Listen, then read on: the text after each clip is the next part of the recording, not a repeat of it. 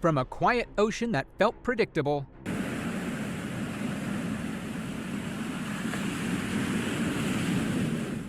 to a moment that was so sharp it sliced the silence in half.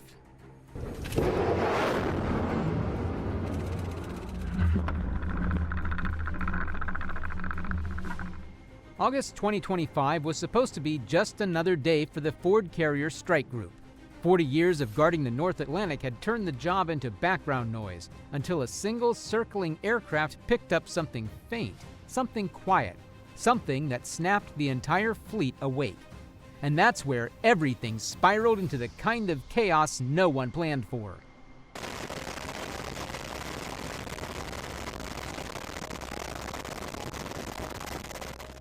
Unknown to the Americans, the Russians had just received the kind of order that means get close, get everything, and pray. But Moscow was about to learn why challenging the US Navy is like stepping into traffic because you think the car will stop. Inside the Ford's Combat Information Center, the tactical action officer watched submarine tracks gliding across the screens with the confidence of someone guarded by 4 Arleigh Burke destroyers armed enough to turn any enemy sub into a coral decoration.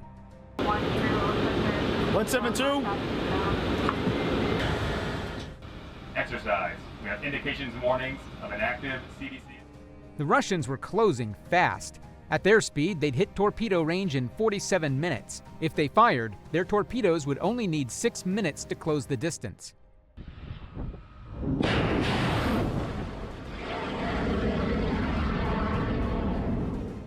But the Ford's escorts had ASROCs, anti-submarine rockets, that could reach the Russians in 90 seconds. The admiral wanted to know their intent. The reply was simple. In 40 minutes, those subs would be close enough to gather intelligence. The recommendation was to go to general quarters. The admiral? He just shrugged. Let's see how badly they want to embarrass themselves first.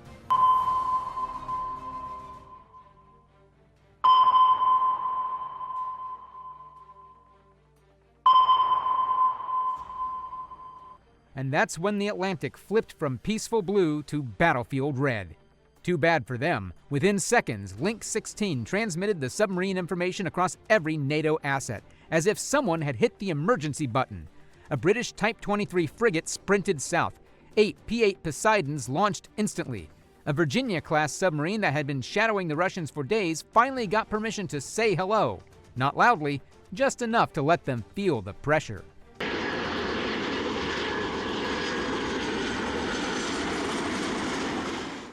At 15:15, the Russians tried a deception that probably sounded smart in the briefing room.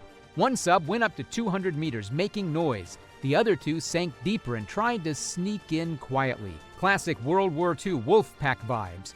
Except this wasn't 1943, and NATO's acoustic processors had no trouble telling the difference between a decoy and 2 subs that sounded like a shopping cart with a broken wheel. The Russians thought they were slick. They weren't.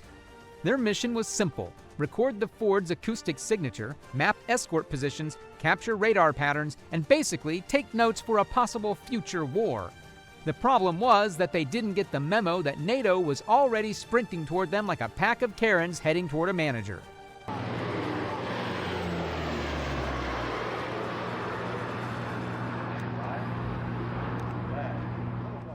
By 0200 hours, a P-8 arrived overhead, and the Russians were about to learn what hammering means when NATO does it. These planes used to carry tourists to Florida. Now they're $130 million submarine hunters that can hear a shrimp sneeze half a kilometer down. They dropped sonobuoys in a boxing pattern, little underwater microphones that cost more than what most Russians make in a year.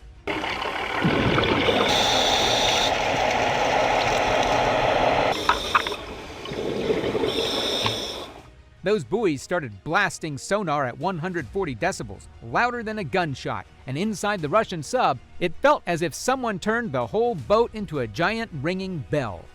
Meanwhile, the P-8 crews were chill, fresh rotations, real food, actual bathrooms, basically doing anti-sub warfare from a flying WeWork.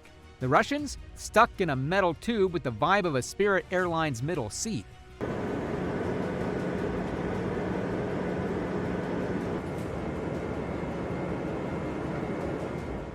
Then the Arleigh Burkes joined in, firing up their massive sonar arrays. These things pump out so much energy that fish near the ship literally get stunned.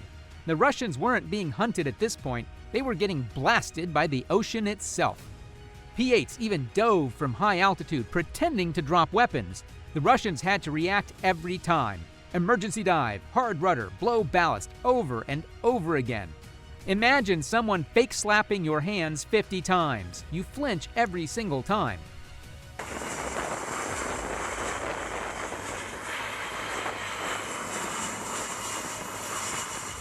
The Russians tried sprinting at 30 knots, pushing their reactors hard enough to make them sound like a washing machine full of hammers. But the real reason they kept suffering was simple. They wanted radar fingerprints, launch patterns, escort communication habits, blueprints for how to kill a U.S. carrier someday. Except NATO wasn't about to let them finish that assignment. And now here's where it gets wild, because what NATO learned from this encounter changed everything. Before we get into that, make sure to like, subscribe, and join the squad, because what comes next puts every future naval encounter on a knife's edge. They launched decoys. NATO computers laughed and ignored them. It was like someone trying to escape the police by throwing a mannequin out the window while the cops have helicopters, satellites, and your license plate. As the hours passed, NATO turned the sea into a full-blown EDM festival. British ships dragged long-towed sonar arrays. MH-60R helicopters hovered above, dropping their own dipping sonar like underwater fishing lines.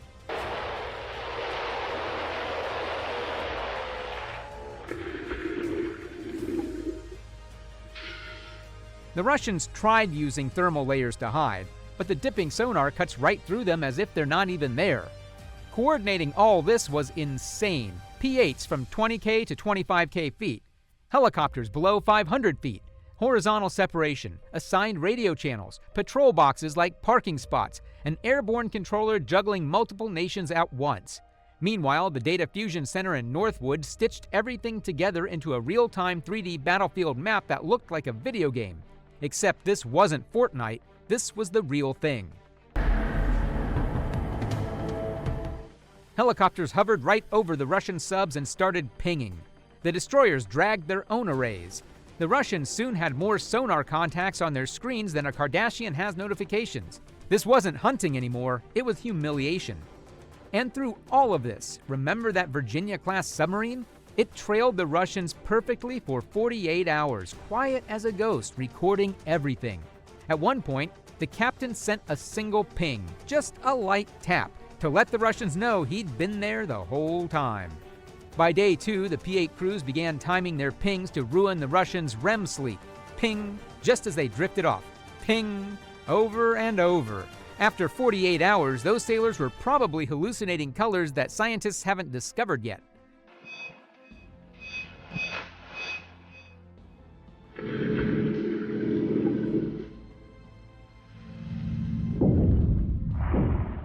The Russians finally tried running. They did everything: terrain tricks, radical depth changes, full sprints, decoys, but NATO countered each move instantly. It was like trying to lose the IRS during tax season.